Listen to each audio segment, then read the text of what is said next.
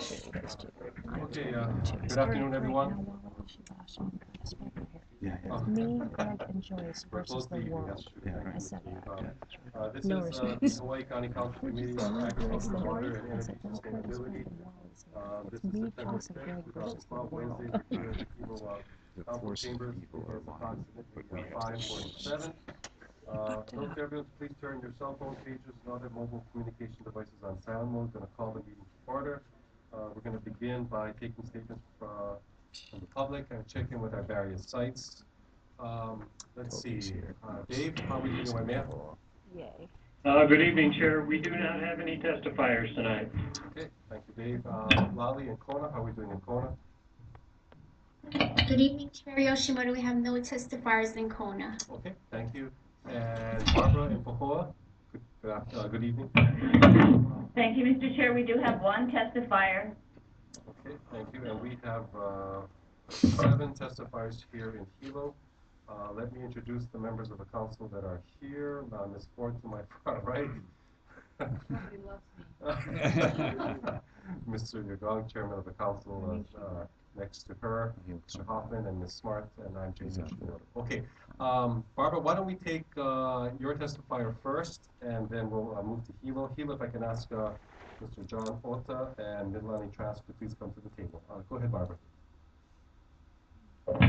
Thank you, Mr. Chair. Our testifier this afternoon is Toby Hazel. She will be speaking in support of Resolution 297.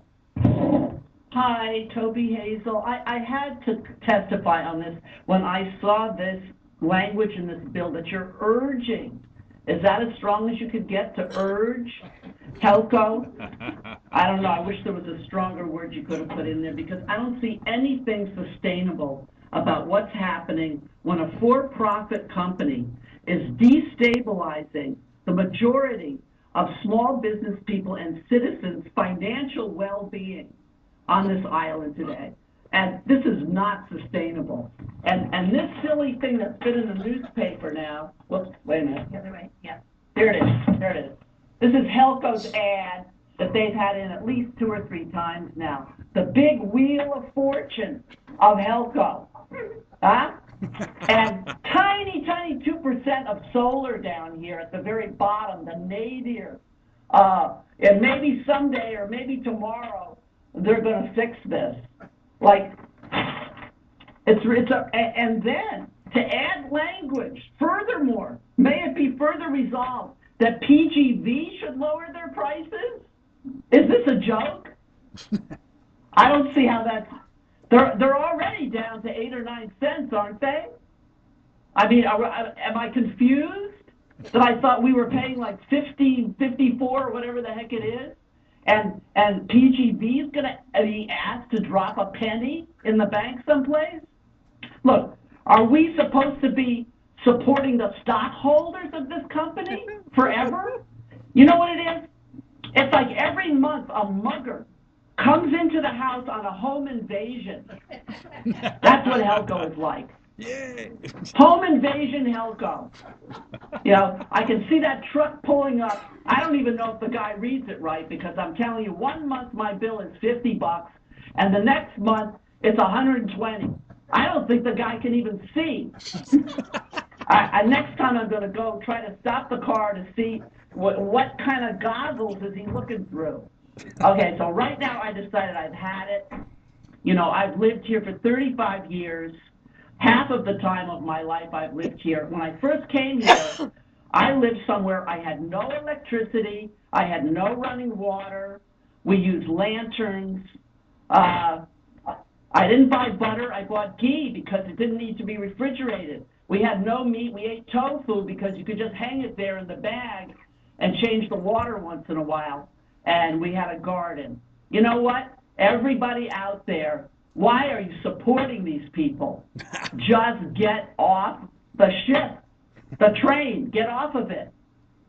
And see how many months you can stay off of it before this company can see the light of day that their salaries are up in the millions, I heard.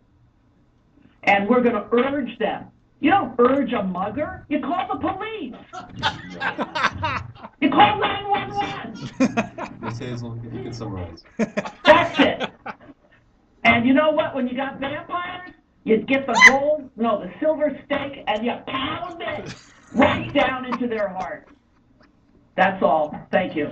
Thank you. Ms. Hazel. Okay. Testifiers, Kerri Kilo, Mr. John Ota, testifying on communication 822. Good evening. Good evening. I've got a prepared statement I'd like to read, just one page. Okay, go ahead. My name is John Ota, born and raised on this island. I remember the days when electricity on this island was supplied by the sugar mill. Eventually, Wailuku River water to drive generator, and then the coal-burning power plant across from Suisun. HELCO purchased the rights and created the monopoly of electrical production, distribution, and maintenance in the early 1900s, with shares sold to the public. The Public Utilities Commission was created with statehood. PUC is tasked to regulate the cost of electricity. It is also tasked to ensure that HELCO is profitable and able to declare dividends to its shareholders. The second task is the only concern for PUC, not the consumer rate. The specifics on how to regulate electricity costs is not very clear. The PUC Commission consists of 3 members. HELCO used the term rising costs of imported foreign oil to justify the request to increase electricity rate to the PUC for many, many years. The price of oil nor the purchase date was ever stated on anything, including PUC procedural instructions. Price of oil did not increase some years, fluctuated some years, and increased some years. Each time the PUC approved the requested rate increase, the consumer rate never decreased, even though the oil prices dropped. And HELCO has the authority to do that. The rate increase approval was conducted in Honolulu without any input. It makes me wonder if HELCO is in fact doing under-the-table type of deals with PUC to gain approval for the rate increase. Comparatively, shipping rates decrease when the cost of oil goes down. Alternative energy started with geothermal, wind, solar, and biofuel with others in process. All of these ventures are relatively new. Some have obtained contract with HELCO and are supplying electricity to HELCO. HELCO purchases electrical power from the supplier. The price of imported oil is used to purchase electric power from the supplier. The alternative energy supplier, for the alternative energy supplier to generate 1 kilowatt of power, the cost is much less than 1 kilowatt generated from imported oil.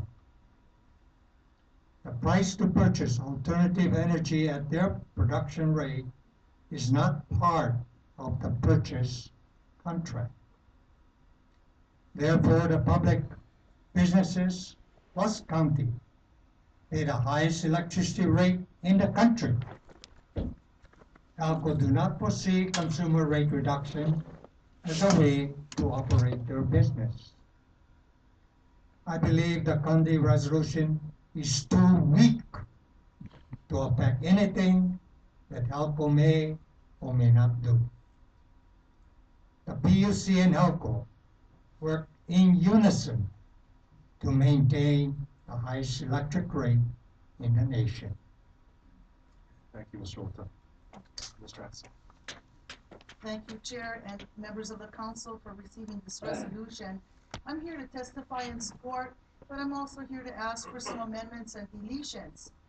The PUC took a look at the overarching contract between HECO and Ormat, and they issued a ruling that that contract for 25 megawatts was not in the public interest.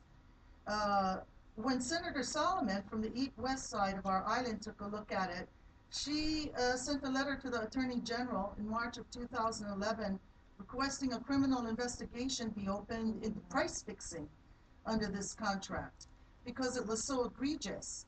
The resolution is looking at several avoided cost contracts. I don't think it's appropriate. The Wailuku, Apollo, and NXO contracts have not been faulted by the PUC. They are avoided cost contracts, but these are smaller contracts. They've agreed that they will not use avoided costs again. The PUC did not find them to be in violation of the public interest, but the PUC sure did focus on HECO and Ormat. Why? Because back in 1989, HECO and Ormat negotiated a monopoly agreement. And as part of that, they entertained price fixing. And I attach both the report on their press conference from 1989 talking about that and Senator Solomon's letter. So I think that we need to focus on the HECO-Ormat contract and not fault Apollo and others. If you notice, Apollo, NXO, and Wailuku are not dealing with geothermal. Geothermal is a public trust asset. It is regulated differently, and that is why the PUC is coming out and, in a way, censuring them. I would like to ask if the county could agree with the PUC. The PUC is the lead, and they're saying this isn't in the public interest. Where's the county council? Would you consider putting in a sentence saying that the reason why the county is moving this is because the county council also feels that this contract isn't in the public interest? I've added a graph so you can see where we are. Cost on our island, 8 cents a kilowatt hour. Markup for Ormat profit, 100%. Markup for HECO to 43 cents. We're paying 537% more for resources we own. We own geothermal. We don't own wind, we don't own solar, but geothermal we do. It's a public trust asset. This is where we are. And by their own projections, we'll be up to 60 cents a kilowatt hour by the end of the year. I think we need to ask also, and I'm asking for an amendment, and I thank Chair Yvonne for also thinking about it. We need some way to get the report back. We'd like Ormat and HECO to renegotiate this, and we'd like to get a report back from HECO telling us what they discussed and what the actual terms were. I talked with Robbie from HECO, and I talked with Scott Seal myself. They said, we tried to bring it down, Ormat won't go down. When I asked them to put it in writing, they wouldn't do it. Did HECO really make the effort? Did Ormat say no? Or was it in fact Ormat and HECO both that refused not to lower the price? But we won't know unless you put something in the whereas clause saying that HECO has to come back here and report on this. And I'll tell you why I'm doing it. The PUC has said that this contract is not in the public interest. When I talked with them, they said we wait to hear from the county. We wait to hear from the state. Do they also believe it is not in the public interest? Well, I'll tell you something. When the legislature opens in January, there's going to be a concurrent resolution coming from the House and Senate. They're going to be saying that they believe that this is not in the public interest. They're going to back up the PUC. That's why I'm asking you to consider now. The reason why you're even having the resolution is because you can see something is wrong. Prices are skyrocketing. In the community, we see the face of poverty and hunger because of this. That's not in the public interest. I don't think it's too much to ask the county council to say that you agree with the PUC, that it isn't in the public interest. You ask these parties to negotiate it and bring it down.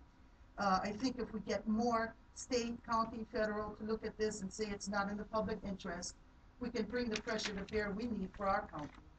Thank you very much. Thank you, Ms. Trask. Okay, next testifier is Kuulei Cooper and Marsha May. If I can ask both to come to the table.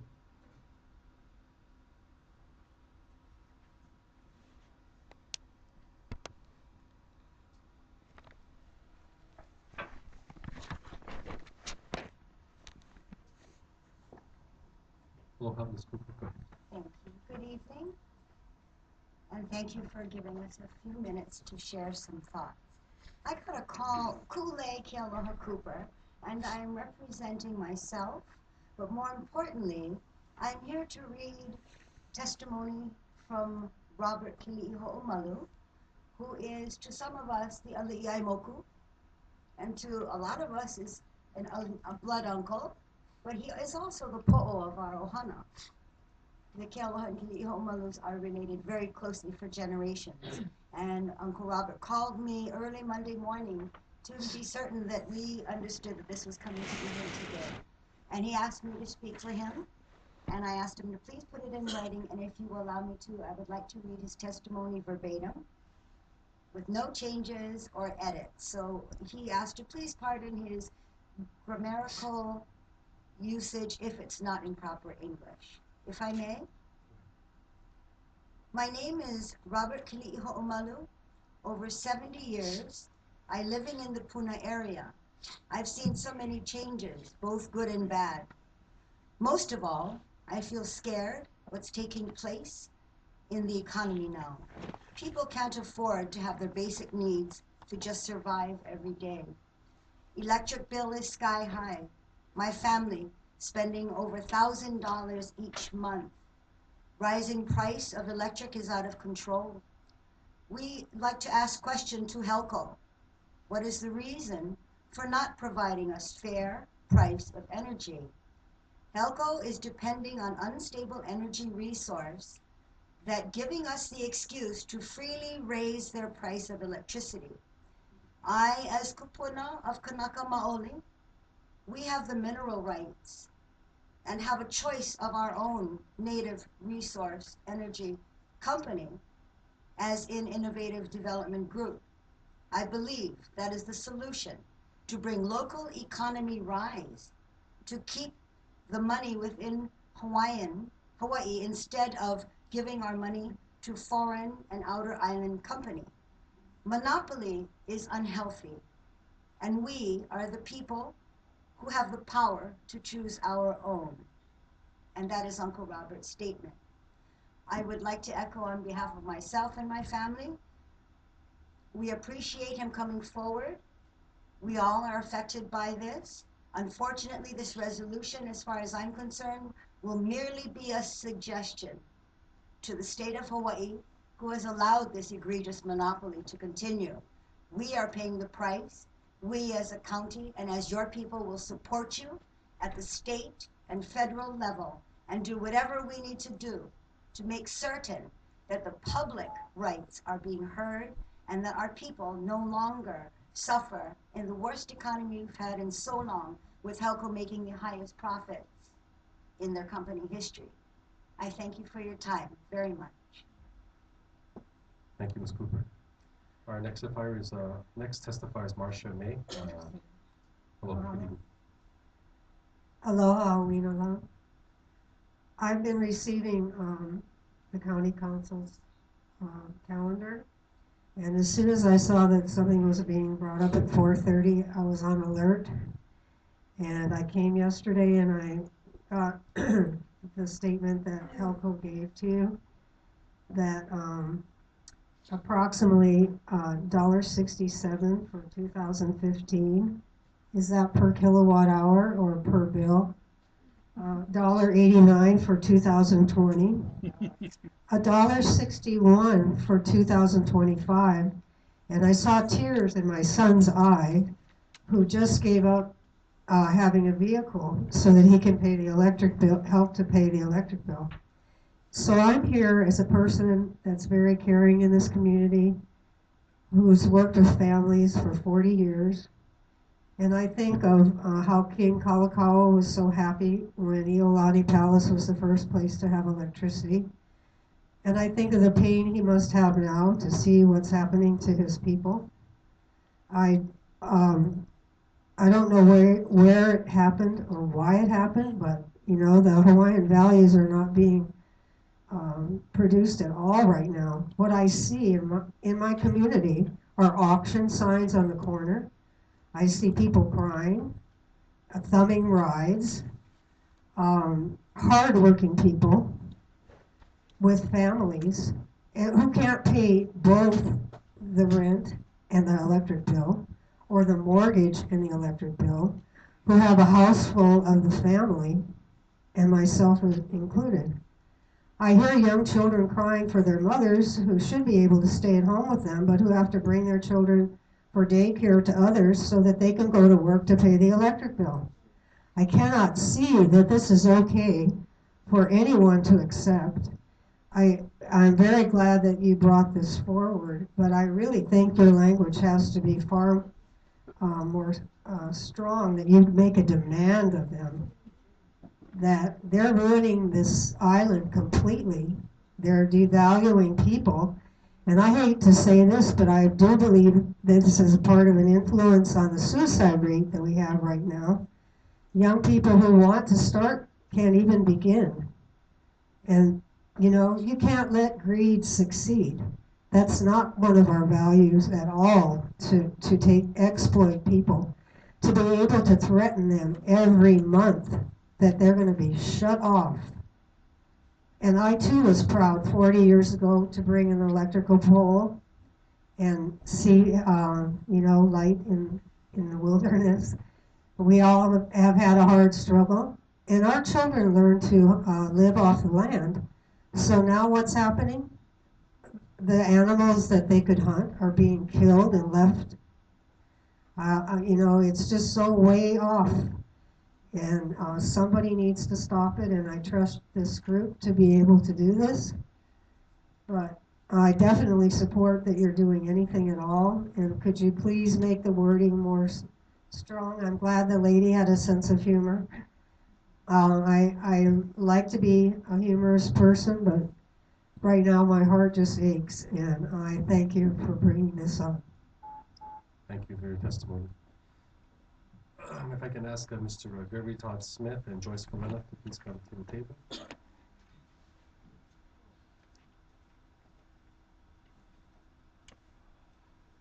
Well, good evening, Mr. Smith. Good evening, Jay. Good evening, Council. I guess everybody's still awake. In any case, I'm really extremely pleased that this was brought forward. As far as it's a little bit, but it's a good step in the right direction. I came to this island just 24 years ago, almost 25 now, and I lived briefly here in Hilo, and I got my first HELCO bill. And I ragged on some poor woman at billing, for about 5 minutes over the phone. And my brother-in-law, who worked for the company, I called him afterwards and ragged on him. And all of a sudden Dave says, well, Greg, calm down, don't have a heart attack, this is the way it is. I said, this is wrong. It's been wrong for 25 years that I know of. This has been a vertical monopoly.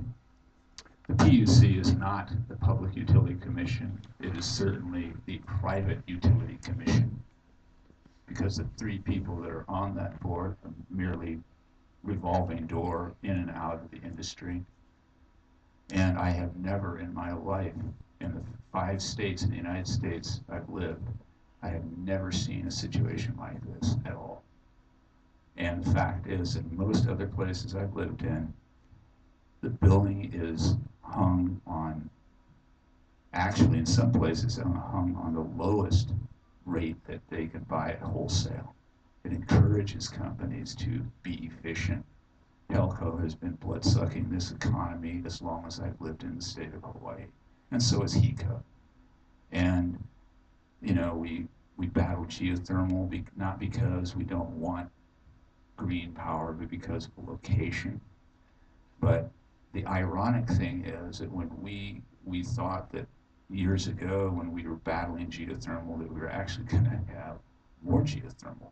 The reason we don't have geothermal development in the state of Hawaii is because HELCO HECO did not want to buy that power because they profit by inefficiencies.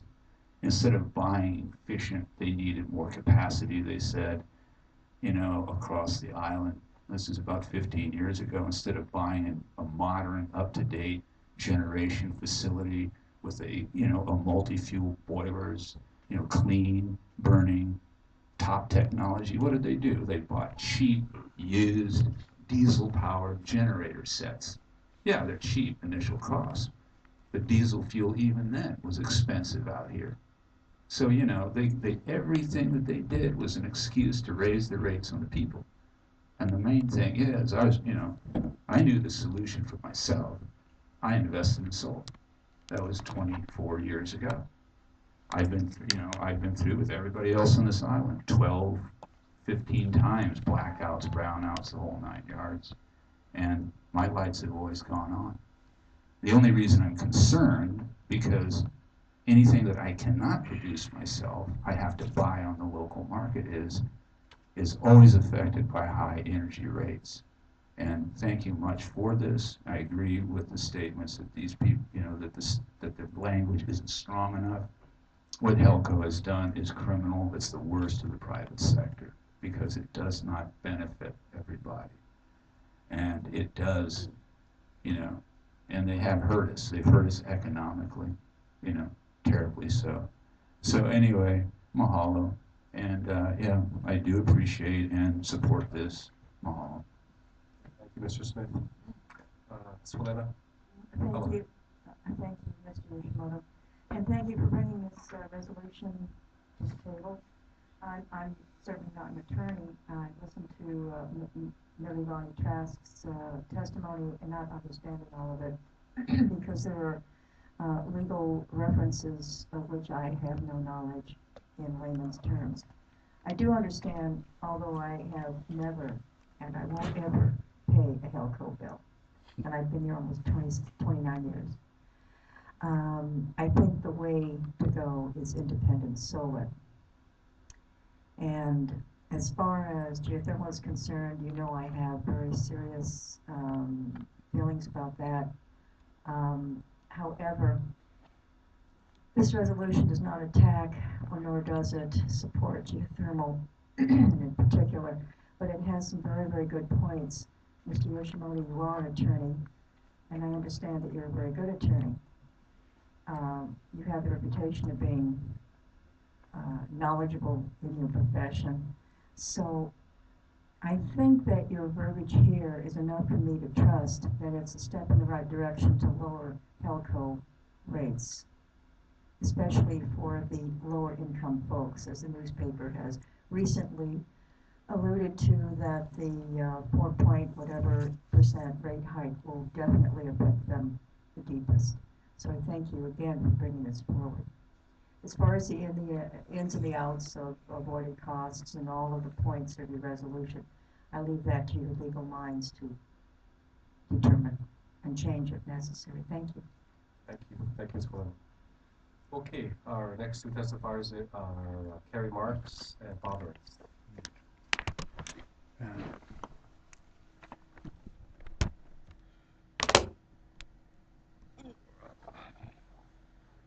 Oops, sorry, to adjust my camera.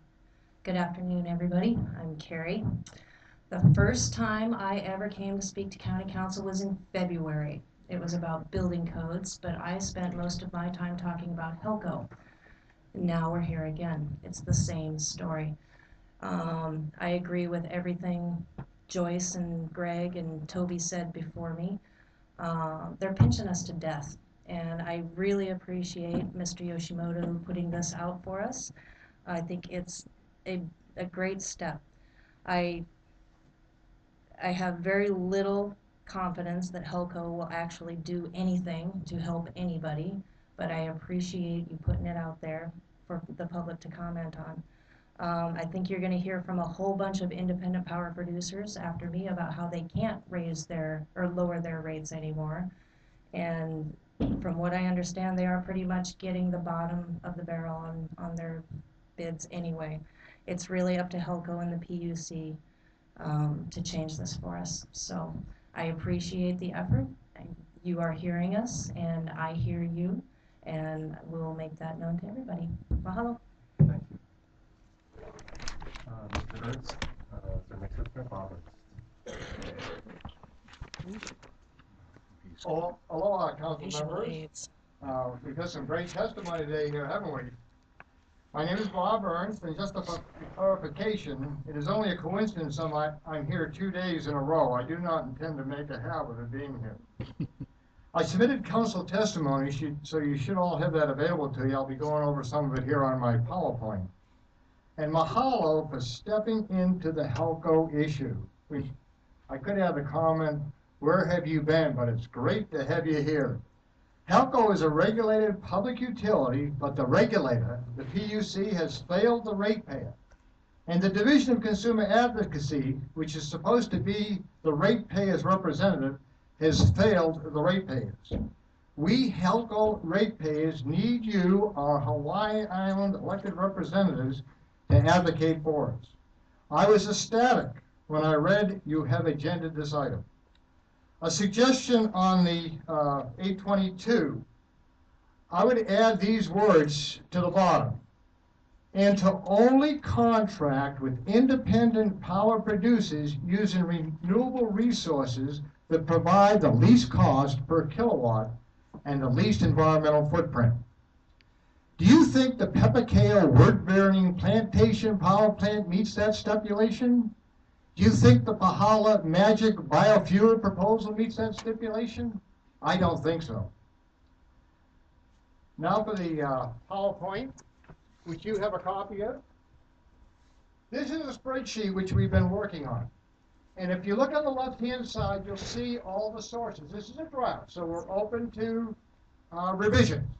But it has the sources of fossil fuel, geothermal, wind, hydro, solar, biofuel, etc. I'm not going to.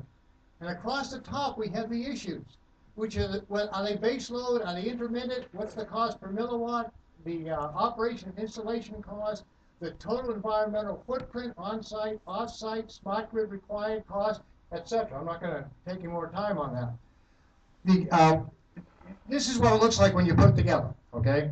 And we put this on, as I speak, it's going on the computer, so we'll be able to use it electronically also. The other sheet is conservation, which is so important. Conservation is the best way to save electricity. And the position paper is very specific. Least installation cost, least environmental footprint, least operating cost, and retire fossil fuel power plants. And you'll see the two after that. Everything on these sheets is referenced. If you look on sheet 1, you'll see the reference on the amount produced.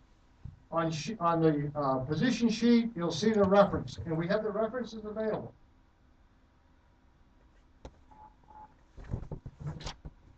This came up, and I think it's important that it came up. This ad has run 4 times. These are the costs. These are the days it ran, Sunday being the most expensive. This is the total cost to run this ad. I gave you a copy of the rate sheet. $16,770. That means it would take me 13 years of paying rates to pay for that. I mean, for a frugal person to see this kind of money wasted, they want to get the word out on the electric bill. This is a copy of an electric bill. Here's the block right here where they can put that information. The message they put in the last month was, when picking fruit or trimming trees, keep your ladder, tools, and body at least 10 feet from the power lines. And then they pay $16,000 for the event. This is in your electric bill every month. I read this every month. They can put the message here also. Here's the rate sheet so you know what it is. If HELCO has the money to waste and wants a 4.2% increase by spending $16,000 to inform us when they have a much better way of doing it. HELCO is asking the ratepayers to help them with decoupling. That's in those ads. It's right in there. We need the spreadsheet completed, filled out. If they don't do it, if the PUC doesn't do it, it's going to get done. With the information so we, the ratepayers, can be informed and better helpers, why not all concerned cooperate and work together to achieve our goals and positions? And there are hearings coming up that I think it's very important that at least one of the council members be present at, so you can see what's going on. The PUC hearing, of course, will be coming up on the rate increase. The PUC Pahala Miracle hearing will be coming up. The DOE Renewable Energy hearing will be coming up. And these are important hearings where this county council could be making a statement on behalf of the ratepayers. And we urge you to do that.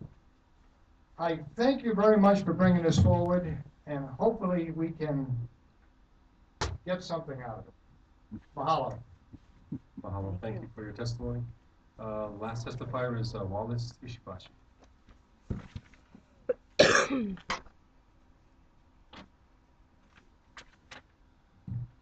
evening, Council. Thank you so much for the opportunity.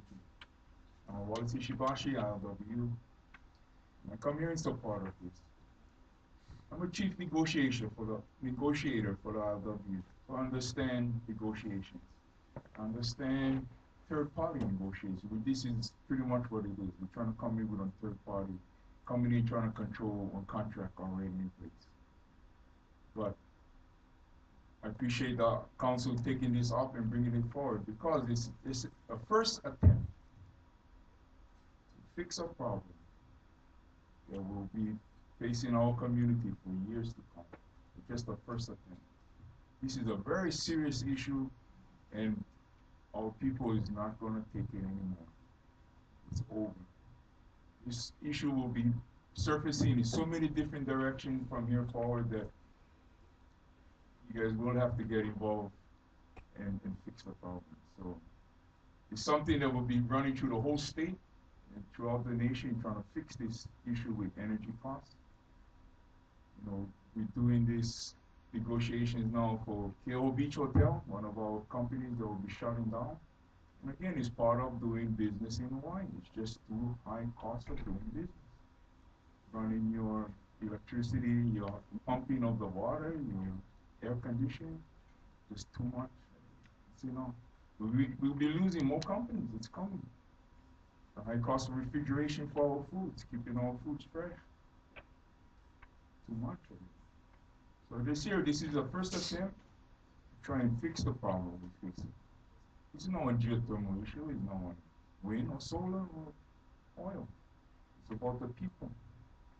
And it's enough. They're not going to take it anymore. So I appreciate the council listening and attempting to fix the problem. We have our senior citizens out there that cannot fix their roof to put solar. They cannot afford any other ways of supporting their family. They're cutting their medical costs. They're not taking prescription drugs just to pay the bills on electricity. It's sad what we're facing. And we're just stuck in the middle of the ocean with this problem. And as we attempt to fix it, we're just going to have to band together. Everybody's going to have to band together and address this issue as one. We live as one family here. So I thank the council for the time and the opportunity and the direction that we're heading. It's the first attempt to fix it. So thank you so much for this opportunity. Thank you for your testimony. Okay, that concludes the public testimony portion of our agenda. Mr. Hoffman, would you mind taking over the chair since this is my resolution?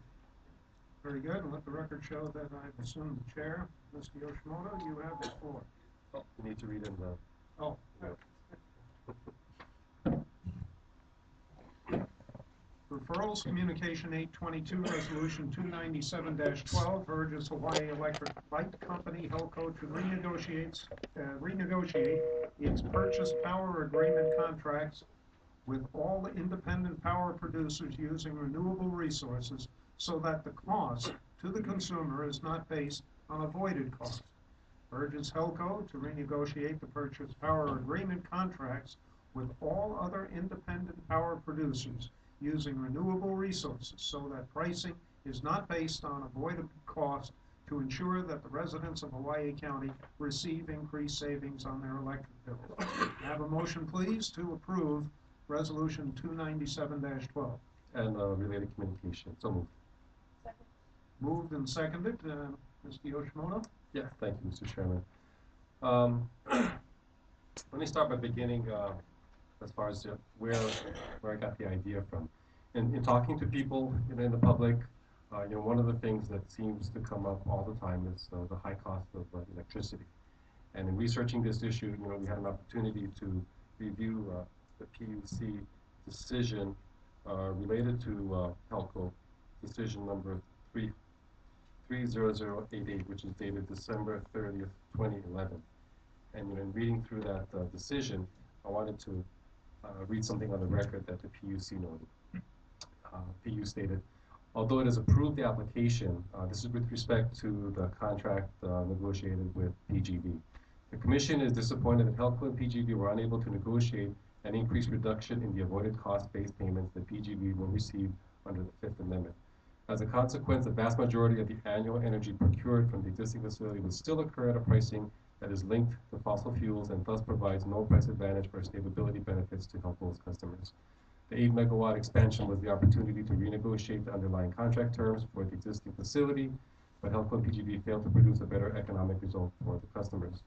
By approving this application, the Commission is not approving the underlying avoided cost-based PPA, which is the Power Purchase Agreement, as that contract was developed and approved prior to the implementation of HRS 269-27.2C, which required that all new generation pricing be delinked from the price of fossil fuel. So the state legislature a few years ago saw fit to make sure that basically nothing can be based on oil or fossil fuels. So while the existing law prevents the Commission from unilaterally amending the underlying power purchase agreement, and as such, the Commission can only approve the incremental increase in generation that is delinked from the amendment to the existing PPA, which delinks a portion of those energy charges. While disappointed by the results of the contracting parties with respect to the avoided cost in the existing power purchase agreement, the Commission approved the application because, as a whole, the proposed project will provide benefits over the status quo. So, in reading that, it almost sounds like a resignation, like, we're taking it because we kind of have to, because this is the best we can get. And I don't think that's the attitude we need to accept. On the county level, while it's true we don't have any direct authority over this issue, what we do have, what we can do is spread the word, to the public. I think change starts with people. People talk to their representatives, and whether it's the council, the state, the PUC, I think every little bit helps. So what this resolution does is, and when someone mentioned wanting stronger language, we could have done that. I mean, basically, it's urging HELCO to go back to the independent power producers and asking them to look at this and delink their prices from fossil fuels. And so that's what we're asking this council to approve. And in doing so, hopefully there will be better rates negotiated that will benefit the public, because I think the HELCO ad basically talked about the prices that were negotiated before, and these things are contract based, so it's not something that we as a council again have any direct control over. But just because they can doesn't mean that it's right. And so I think that's the approach that I'm taking, and we can try. So in doing so, I'd like to call up Mr. Ignacio and anyone else you want to bring up.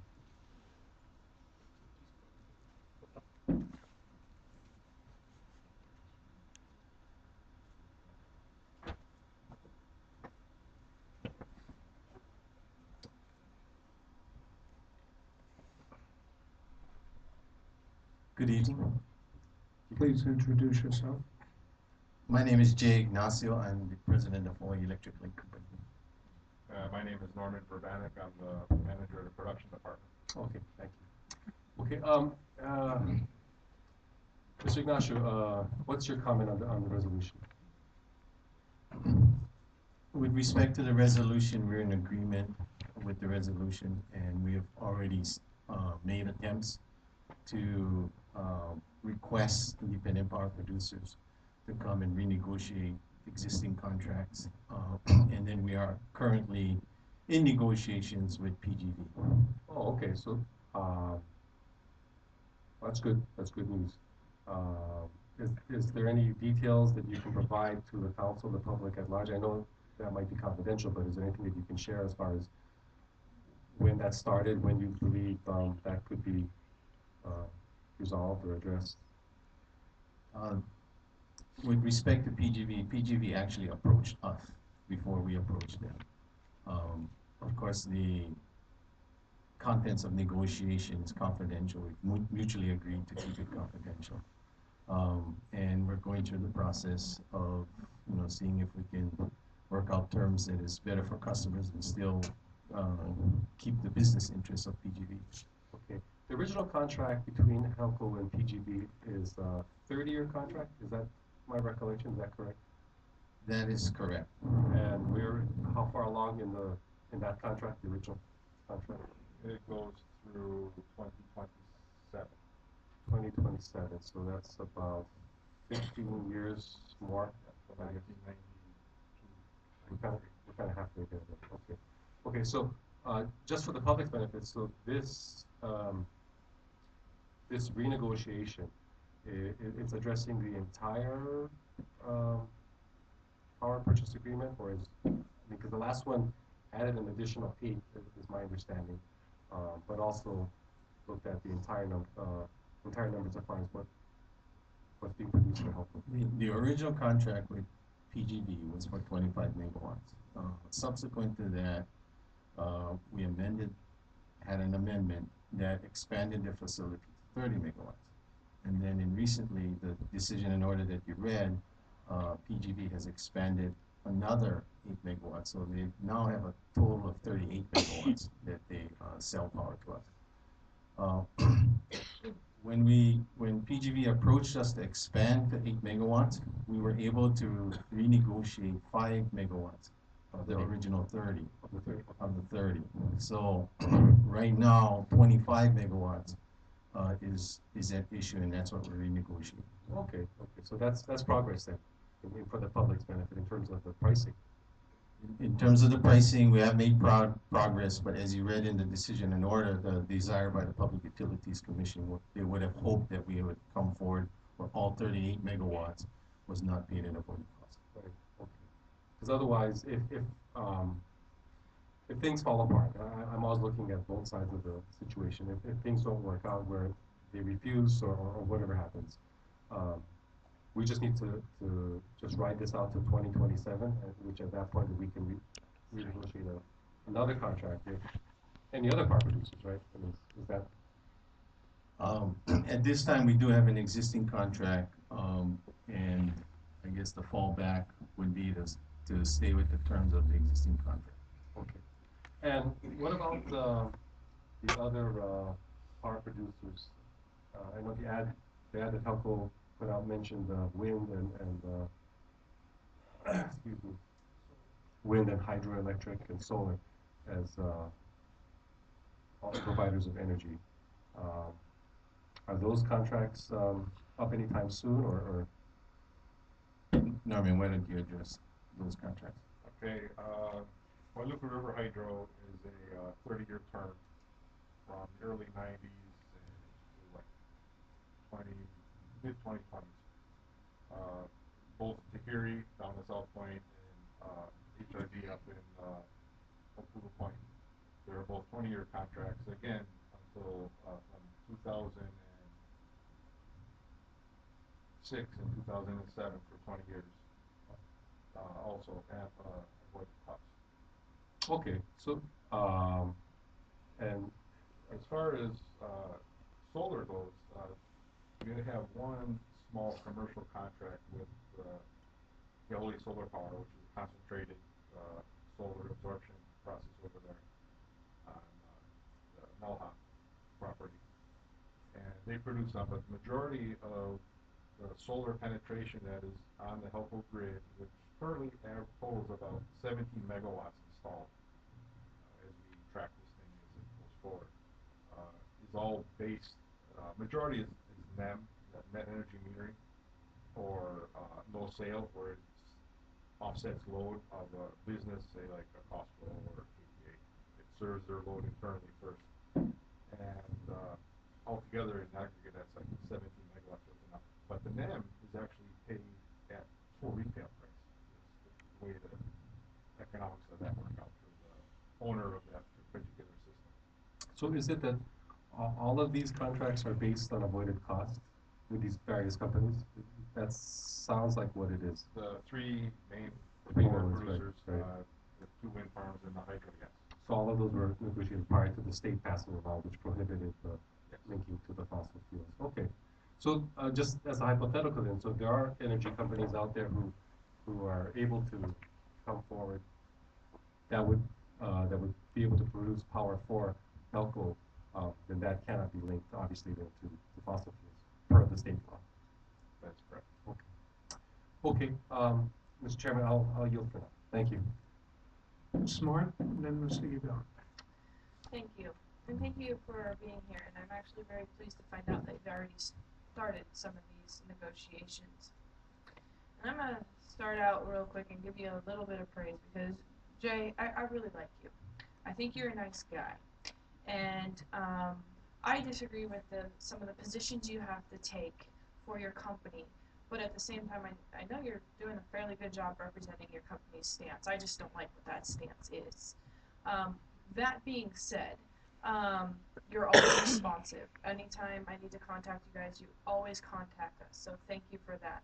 And I know you've come before us quite a bit these last couple months, and I don't think we acknowledge how grateful we are that you actually are participating in these processes involving your company. So thank you for that. Thank you. But on the other side, I had to start off nice. I'm sorry. I'll try and keep it nice. Please understand that the position that these residents are in, I understand that you need to make a profit. I understand that. We understand that businesses need to have some sort of PR.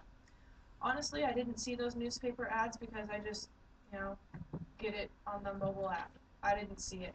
But if I had seen one of those big color ads myself, I would have been like, holy crap, how much did that cost? And we had it pointed out to us. It was 4 ads for $16,770. And my first thought is, it may not be much, but even knocking a penny off of everyone's bill instead of buying ads or something along those lines, that would show better PR, I think, than taking pretty color pictures in a newspaper. I understand why you did it, but I think there needs to be more responsiveness to the calls. The reason why HELCO and HECO is not being viewed favorably is because people are having to work 2 and 3 jobs and they still can't afford their power bill. Fuel is another one for their vehicle to get to and from work. They're not able to put the food on the table. They're not able to buy the new clothes for their kids to go to school. They can't buy the school supplies. They can't afford the gas to get to work. They can't afford to keep the fridge on. And yet they see these huge color ads in the newspaper trying to bump up HELCO's PR. I think you can accomplish the same goal in a different way through renegotiating these contracts, through other avenues of community service and giving back, preferably in a lower bill. Again, thank you for being here. Like I said, I really do like you. I think you're a nice guy. I just don't agree with the stance that you have to take in order to protect your business interests. But I appreciate the time you take to hear our concerns. And not only listen to us, the council, but you actually stay through the testimony as well, or at least have a representative. And that really is appreciated. We would just like to see a little bit more in the bill that comes every month. We'd like to see it get lowered throughout these processes. We know you don't have full control over that.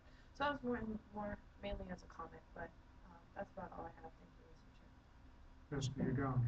Thank you, Mr. Chairman. At this time, I'd like to make an amendment to Resolution 297-12. I'd like to amend the Resolution 297-12 with the contents contained in Communication 822.1. I so move. Moved and seconded. There's a motion to amend Resolution 297. Go ahead, Mr. Udon. Thank you very much. Many times the council come forward with a resolution such as what Mr. Yoshimoto has brought forward, and it's always brought, to everyone's attention that the resolution does not have the effect of law. I think Mr. Yoshimoto brings this up quite often when it comes to resolution, and that's one of the reasons why I wanted to bring this forward, this resolution, to make sure that the resolution doesn't fall into a big black hole. I mean, it made the headlines, it was great, and I think people came forward because they agree with what Mr. Yoshimoto is trying to do, and I agree with him 100%, Jay. This is wonderful you brought this forward, especially on the heels of the request by HELCO to reduce rates by 4.2%. So I think this is a wonderful timing for you to bring this forward. But at the same time, we've got to make sure that we don't just let this be a headline and then just disappear like the wind. And that's what this amendment is. And I'd like to read this because I know the people in the audience does not have this amendment. And this was actually not the exact language, but this language was suggested by Ms. Mililani Trask to help strengthen the resolution. We kind of changed it a little bit, but this is what it is for the public's purview.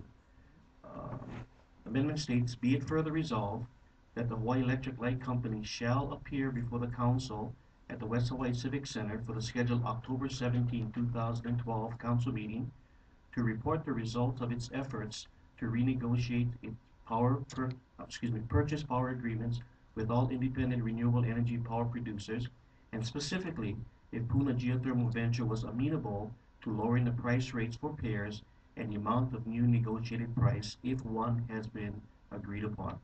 Council members, I ask for your support with this because what this will allow us to do is follow Jay's resolution and follow Jay's, Mr. Yoshimoto's direction on this here. In the ads that has been written by HELCO, one of the things that I found extremely encouraging was that HELCO has stated that they have actually, have been working with Ormat to try to have them renegotiate this additional 25 megawatts, and they actually encourage the general public to call these power producers, renewable power producers, and let them know that we feel as a consumer that they should negotiate an additional 25 megawatts, which would help bring our prices down a bit lower, because we all know the avoided costs. Maybe at one time it was the right thing to do in negotiating this contract. With the price of oil that just went through the roof, quite frankly, I believe that it's a tremendous windfall, because that's not the price that it costs to produce the power that they're selling. And yet, because of this contract, you get a windfall. And that windfall is off the backs of the taxpayers, the backs of the consumers of electricity. And that's not right. But what this amendment will do is will keep us in the loop. And more importantly, what the report would come back is this, because as I read Ms. Trask's letter here, what she says is this: I've spoken with HELCO, it informed me that they were agreeable to lowering the prices on the first 25 megawatts, but that Ormat PGV had refused.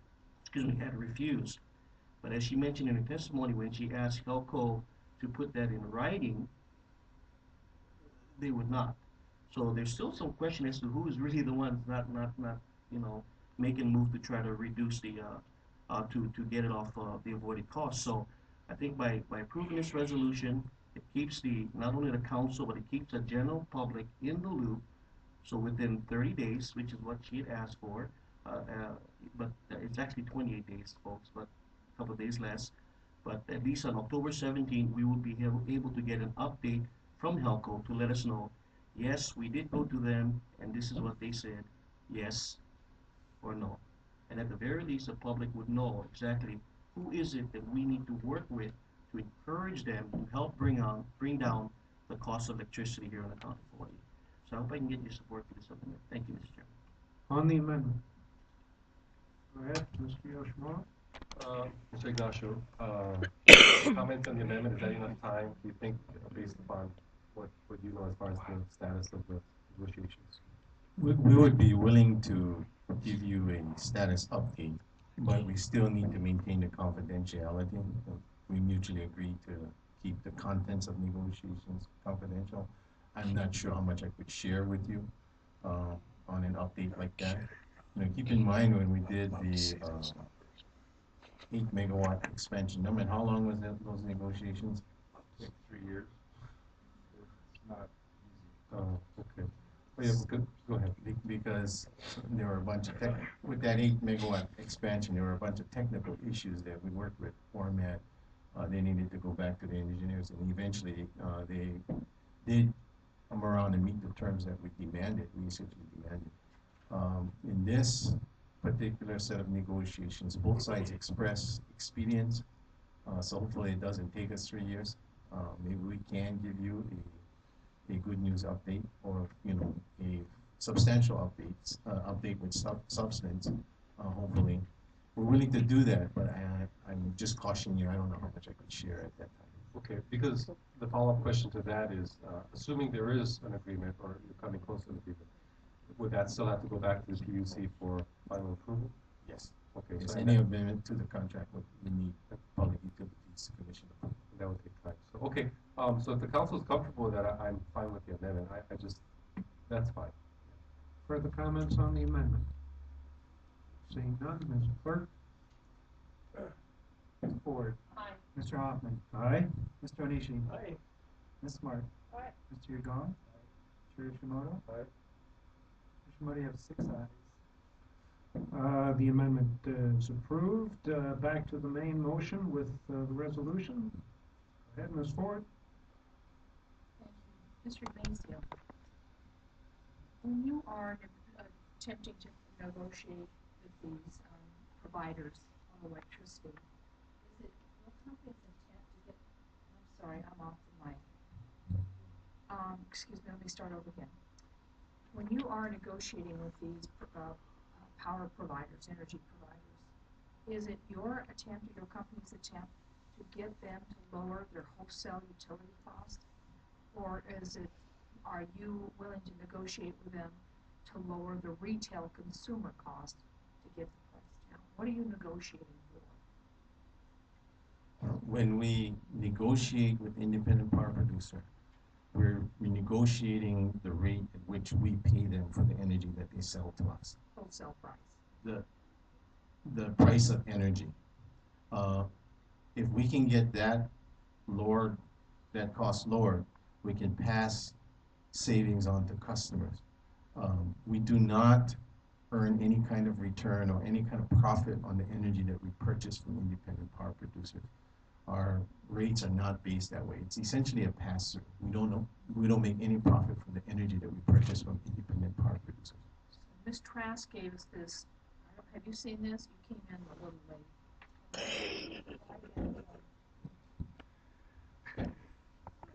It's a chart that shows that PGV is producing power at 8 cents, I think, a kilowatt hour. They're selling it at 16 cents at the wholesale price. So what I think you're telling us, and that's a 100% increase from production to what they sell at the wholesale price. So they're making 8 cents a kilowatt hour. You're buying it at 16 cents, and you're saying that what you charge the consumers is 16 cents. But what we get billed is something closer to 44 cents. So that's a 28-cent difference. Is that chart accurate? Not the particular terms of the chart. The numbers in here may be dated. Norman, what is the last month's avoided cost? Last month avoided cost on peak, which is 7 a.m. through 10 p.m. is 19 cents. Yeah, so it's slightly different. So this is 16 cents, slightly different. But there is a difference, and it's not like we buy wholesale and then we sell it retail. It doesn't work that way. When we structure the rates includes other costs. This does not, the price that we pay them doesn't incorporate taxes. It doesn't incorporate the O&M costs associated with us operating and maintaining the system. It doesn't include the cost of investment that we make. And we do earn a return on the investments that we make, the utility infrastructure. That's how we earn the profit. It's not like we buy the energy from the independent power producer, mark it up, and then keep the difference. It doesn't work that way. I do understand that. I did work for a major telephone company in California, and I do understand the process. But I want to make sure that we understand that even whether it's 16 cents or it's 19 cents that you're paying for the energy, and then you have all your other overhead that has to go on top of that. We understand that. But when I look at those numbers, whether it's 16 or 19 cents, the energy producer is also adding in all of their overhead, and that's why they came up to maybe 19 cents. So they've got their overhead in there, but they have to make a profit too. Every business has to make a profit. Even a nonprofit has to make a profit. They don't go down to zero at the end of the day, because no business operates on zero. But the difference, you know, as you look at this chart, you're looking at 100% or maybe 110% between production and the wholesale price with all of their stuff added in. You look at 19 cents to almost 44 cents. And that's a tremendous thing. Now, I do understand the capital investment your company has got. Because when you got utility poles everywhere, and when, you know, something knocks them down, you've got to go out. I understand all that because of I was working for a regulated monopoly too. But I'd like to say something to the council members here. This is a twofold problem. Part of the problem is the PUC here. And I'm not saying California is better or worse than Hawaii, or Hawaii is better than worse than California. I'm just saying the reality is California has the nastiest PUC, and it's totally committed to the consumer. And they will tell the phone company, you aren't going to put ads like that in the paper because it costs too much money. They will go after it, and they'll make it take it out of their profit, you know, and not charge it to the rate to the consumers. So our PUC has not historically been doing us any favors. And that's one issue. Right now, we could deal with PUC because that's a governmental agency, and we can write letters to them, and this is good. But my concern is, I look, and I'm not trying to defend PGV. I am not. So I don't want to be getting 50,000 emails about how I love PGV. I'm neutral. I'm completely neutral on this. My concern is if HELCO or HECO or HECO or whatever you want to call all your companies is going to your energy producers and saying, lower your rates, and they're working on a really slim margin. And we look at the overhead on top of the energy costs, and it's huge. 169 is what it has on that thing. It might be, I'll be generous, it might be only 150%, but it's huge compared to the energy producer.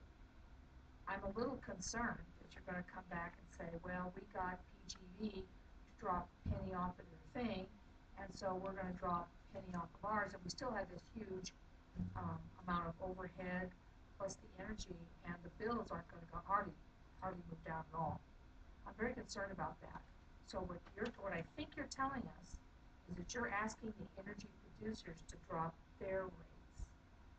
But what I see is if they drop their rates, then that 16 or 19 cents per kilowatt hour might drop down a penny, and the rest of all of that overhead for the diesel and that burns the oil and all this isn't going to change.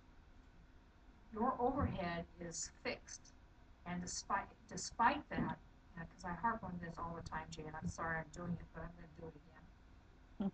I look at what you're paying out to your shareholders, but you have to make your shareholders happy or you won't have a job.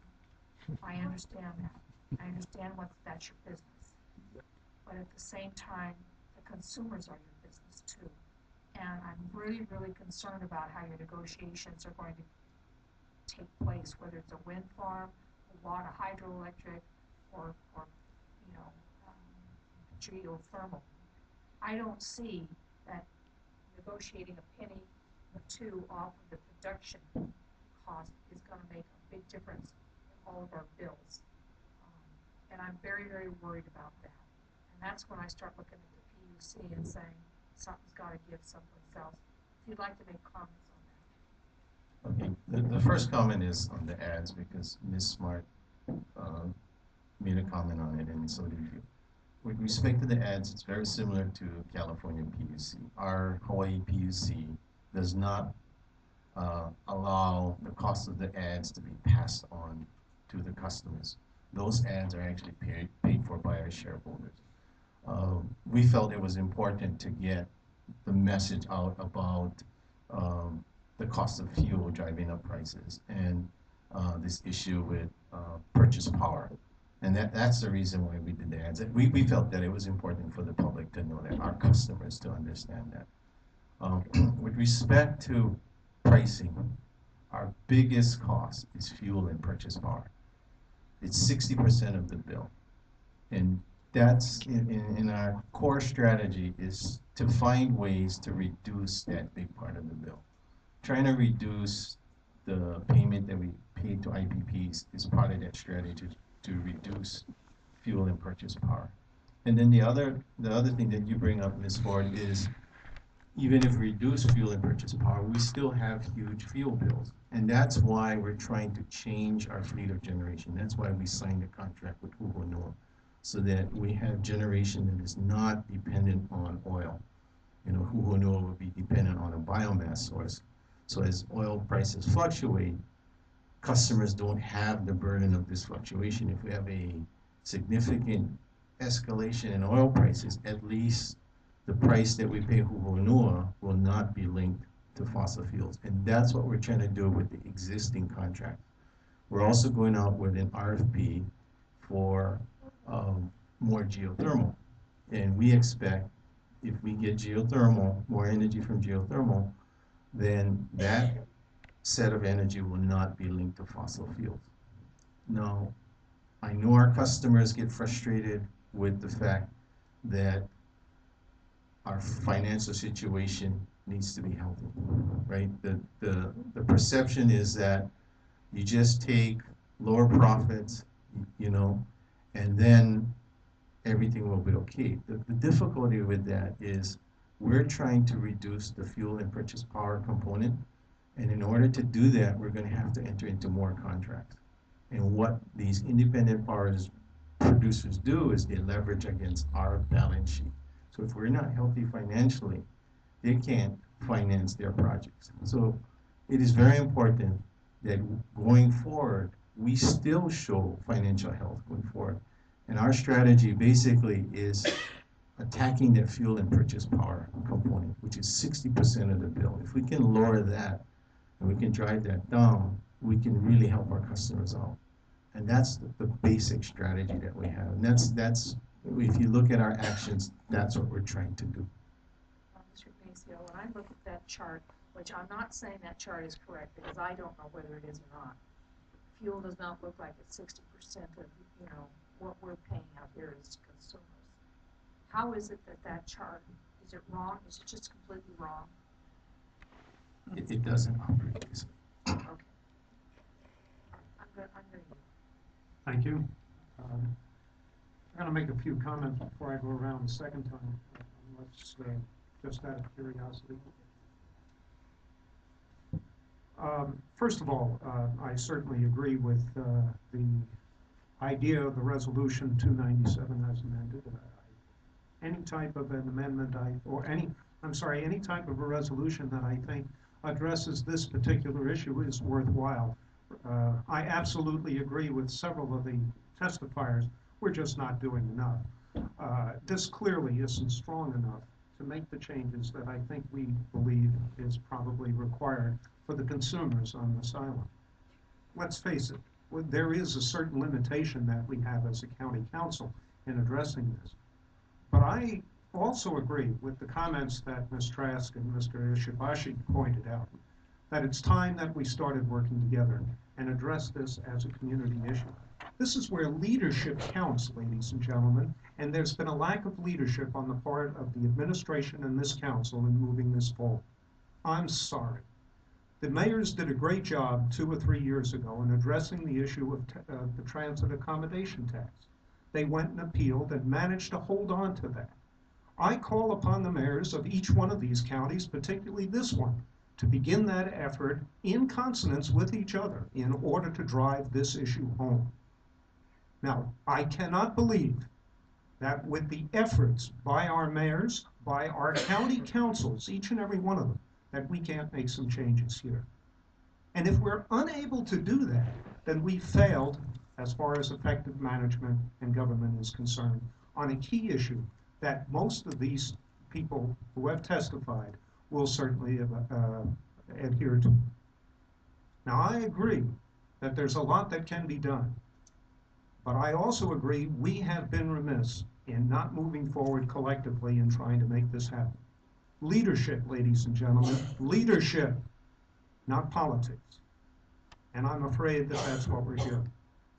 This is a good resolution in moving this issue forward to center stage for a few days, maybe for a week or so. It gives everyone a warm, fuzzy feeling that we're doing something. And Mr. Ignacio and the people from HELCO can say, gee, I've tried to do my best and I'm constrained. Bottom line is, I don't see the changes coming. And if someone will please tell me how we can effectively make this happen, those are the issues that I want to see addressed by this council and this administration together. That is, after all, folks, what we're here to try to do. Now, I certainly support this resolution. As I mentioned again, we need to move forward.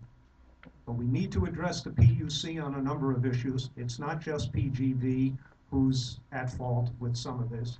Let's face it, HELCO knew that this situation was occurring long before Mr. Ignacio came to the fore.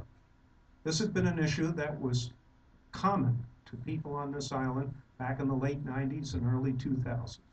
And we're still here 15 years later, finding ourselves with the most expensive electrical cost in the country. That's nonsense.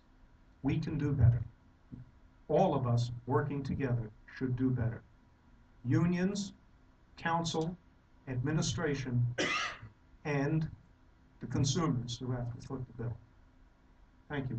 Go ahead, Mr. Yoshimoto.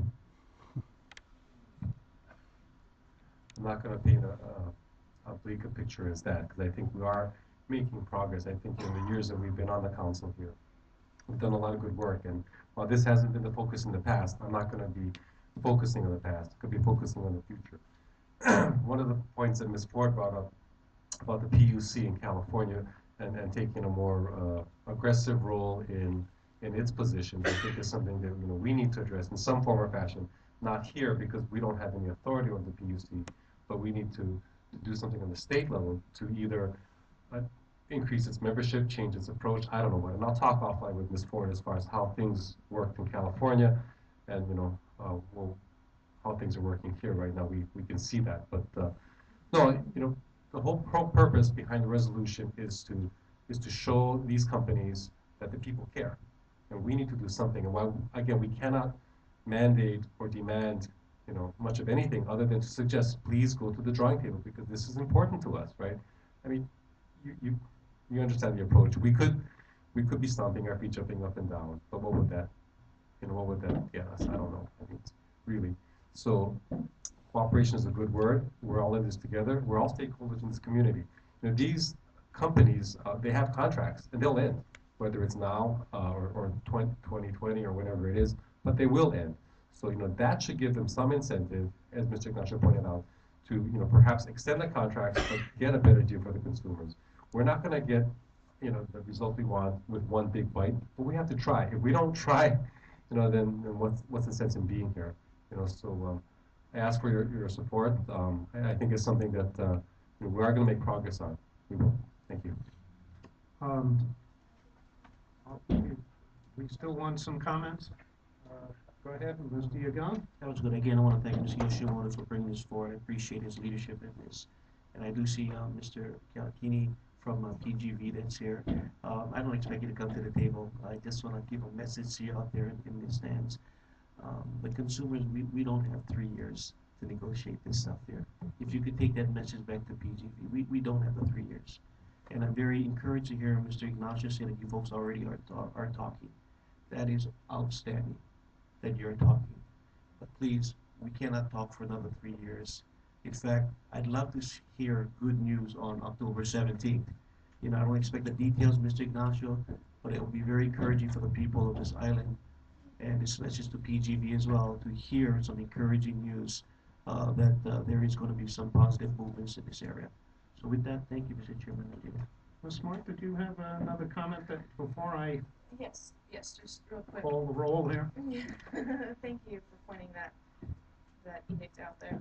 I just wanted to, first Mr. Yoshimoto showed me another ad that I guess you guys had, and the reason I'm going back to this is I'm going in my mind to a series of things, and the whole point of this is the consumers need to be able to afford the electricity for their house. They need lower bills. And first there's a story that, and thank you for the heads up before it hit the papers, that you're asking for a cost increase. I think Mr. Yagong mentioned a decrease earlier, but I do believe it was a 4% increase. No, you said decrease. You said decrease. It is an increase. It's an increase. Yeah, we just want to clarify that. You said decrease, and I about fell over. 4.2. 4.2. So to clarify, first you asked for We're gonna a 4% get it right. increase. And then there's an article about like record profits, 70%, highest returns that HELCO is seeing, and then people see these big color ads. Now this ad, I like this ad. This is very informative, question and answer, and a call for action. However, you have a wonderful newsletter tool that you send out into your bill every single time. You have great recipes like barbecue short ribs. You talk about the Mylar balloons in the power lines. You talk about picking fruit. You talk about the solar panels on top of the schools. This is the information that needs to be going out into the newsletter. This is how you communicate to the public how we can help you help ourselves in getting what you want achieved done. So we can send in supportive testimony at the state, so we can testify at the PUC, so we can put pressure on these other companies. This, through your newsletter, is how you get that call to action. And if the price, if the price of these ads are coming out of the profits of the shareholders, then hey, ask the shareholders, you know, our guys are really hurting. If you're willing to spend just a little bit on these ads, I'm assuming it was 4 for that other pretty Wheel of Fortune one, you know, that added $16,000. I'm not sure how much this one was. Just right there, sharing that cost and a loss of profits to the shareholders, and just doing a couple cents here or there on everyone's bill and still communicating through the newsletter, you can drastically improve your PR, create an educated consumer, and people, instead of just cutting out the recipe and putting it on the fridge, your entire newsletter will go on people's fridges. Have a website that people can reference for further information. You have the tools already. Sorry, newspaper, I'm trying to convince them to lose ad revenue here. But, you know, there's better ways to get the message out, and you have those communication streams already. Please, better use them. They're going directly to the people that you want to communicate with already. People do read those, and this is great.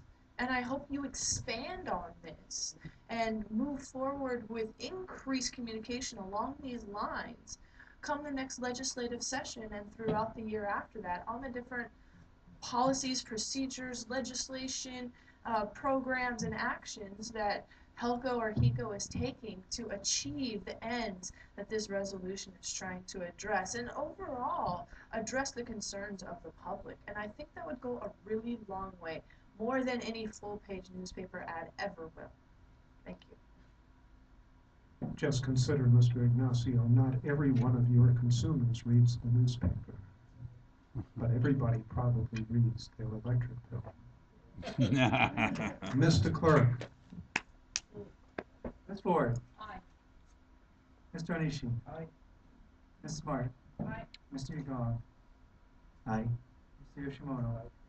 Chair Hoffman. Aye. Chair Hoffman, you have 6 ayes. Resolution 297 as amended passes with favorable recommendation to the full council. Seeing nothing further on the agenda, I have a motion to adjourn. Second. Moved and seconded. All in favor signify by saying aye. Aye. Opposed? We are adjourned finally.